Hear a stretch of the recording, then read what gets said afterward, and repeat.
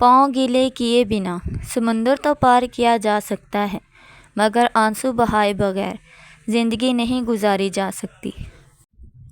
کچھ باتوں کا جواب صرف خاموشی ہوتی ہے، اور خاموشی بہت خوبصورت جواب ہے۔ جو شخص آپ کے سامنے دوسروں کی برائی کرتا ہے، اس سے یہ امید کبھی نہ رکھیں کہ وہ دوسروں کے سامنے آپ کی تعریف کرے گا۔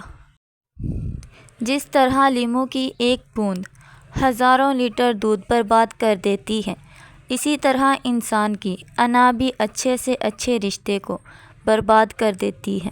لوگ تمہاری راہ میں ہمیشہ پتھر پھینکیں گے، اب یہ تم پر ہے کہ تم ان پتھروں سے کیا بناتے ہو، مشکلات کی دیوار یا کامیابی کا پل۔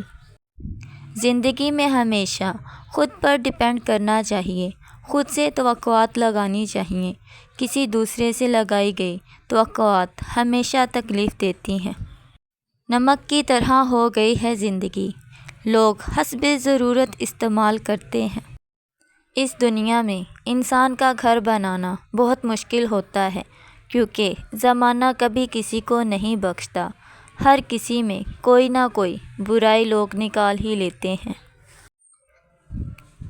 آپ کسی کے گھر اپنے بیٹے یا بیٹی کا رشتہ کرنے لگیں تو آس پاس کے لوگ کبھی اس کی تعریف نہیں کرتے، ہمیشہ برائی ہی نکالتے رہتے ہیں، کیونکہ یہ انسان میں شروع سے بات پائی گئی ہے کہ وہ دوسروں کو کبھی خوش دیکھ ہی نہیں سکتا، اور وہ اس کا اگر مقابلہ نہ کر سکے تو اس کی برائیاں دوسروں میں شروع کر دیتا ہے۔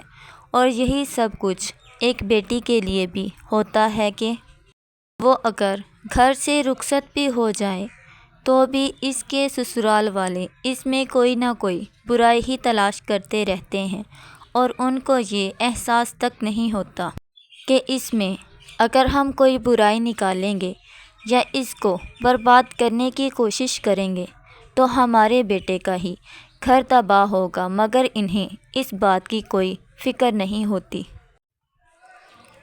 ایک بزرگ نے فرمایا، تم کسی کی بیٹی کو بہو بنا کر لاؤ تو اس سے اچھا سلوک کرو، اس کی عزت کرو کہ کل تمہاری بیٹی کو بھی عزت ملے۔ اور جب کسی گھر میں دوسروں کی بیٹیوں کی عزت چھالی جاتی ہے تو وہی سب کچھ ان کی بیٹی کے ساتھ بھی ہو کر ہی رہتا ہے۔